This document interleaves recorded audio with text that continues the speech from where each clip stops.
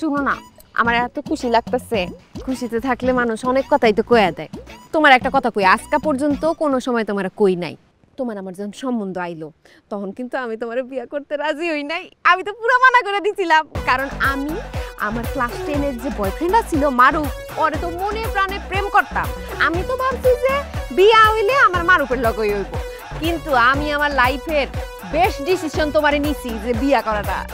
তোমার বিয়া যদি না করতাম তাহলে কি এত দেশ ঘুরতে পারতাম? এই যে সিঙ্গাপুর গেলাম, থাইল্যান্ড গেলাম, ওই ফকিন্নি মারুফ জীবনে আমার এত দেশ ঘুরাইতে পারতো? কও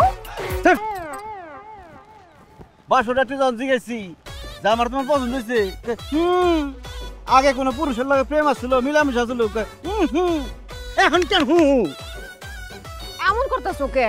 আবেগের ছেলে কয়া দিছি, এখন তুমি রাগ করো না জান। আইছে বয়ফ্রেন্ডে ভালোবাসছে, বয়ফ্রেন্ডে বিয়ে করতে চাইছে, এখন আইছে যে আমার একটু জান কি এর জান দা। কোন রঙ্গ ডঙ্গ শেষ হইব, আমার অবস্থা খারাপ। জান রাগ করতেছো কে? আমি তো তোমারই ভালোবাসি, ভালো না বাসলে সত্যি কইতাম। কও ওই বারবার লগে যোগাযোগ নাই তো? যোগাযোগ নাই, তাই মাঝে মধ্যে স্বপ্নে আহে, আইলাম ফিরাই। স্বপ্ন আহে? সত্যি কথা থাকা বারবার এমন করো না জান। চলো আমরা কটা ছবি তুলি। আমি তুলুম না, মেজাজ খারাপ হয়ে গেছে। চলো ছবি তুলি, ধর স্মৃতি থাকবো। এই যে মোবাইল দিলাম, ছবি তুলে লগে যাও।